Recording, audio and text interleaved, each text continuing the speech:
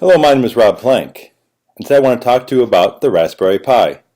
I want to introduce this fascinating little computing device that came out in 2012 and took the computing world by storm. The Raspberry Pi is a fantastic little computer with a lot of horsepower in a small package. Reminds me of gymnastics. We'll call this the Mary Lou Retton of the computing world. The Raspberry Pi, yes, raspberries, not blueberries, cherries, or certainly not apple pie.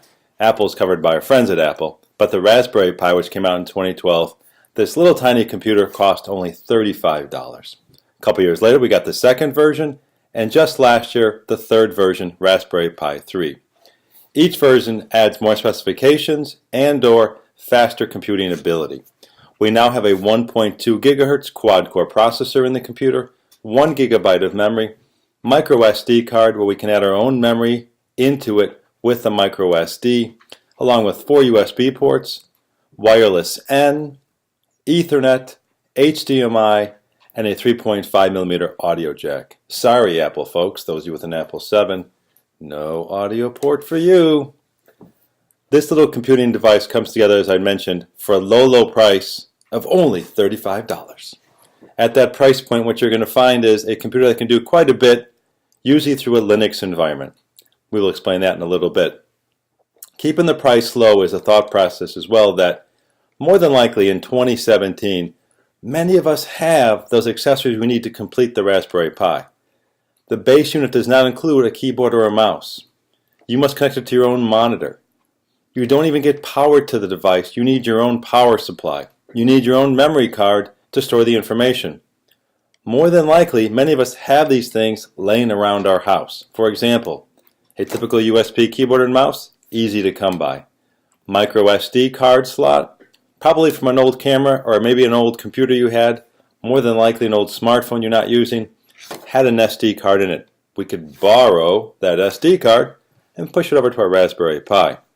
Power comes from the micro USB port, the same one we'll find on an Android phone. So we've got an old Android phone with a charger connected to it. We can take advantage of that charger to plug in and power up our Raspberry Pi. Keep in mind, we are keeping costs so low, there is not even a power button on this unit. Power simply comes from plugging it in. It immediately begins to boot up. These are the specs of the system. Let's talk about what we can do with the Raspberry Pi.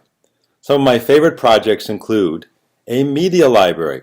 We can have it store all of our photos, all of our videos, all of our music, and then play it back to us through our favorite television through the HDMI port. Another feature of the Raspberry Pi, and let me tell you, there are hundreds of things we can do with the Pi. We can also create what is called a Pi hole.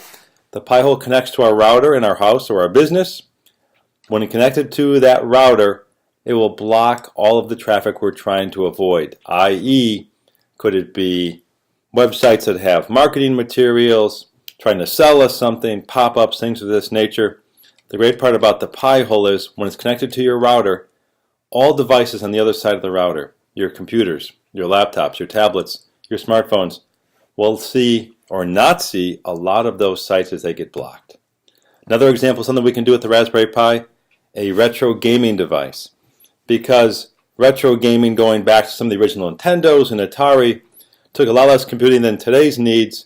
What we can find is we can simply make a Raspberry Pi into a gaming machine that can handle the needs of all of these systems, all on the roof of one Raspberry Pi, one connection for a joystick, and you're up and going.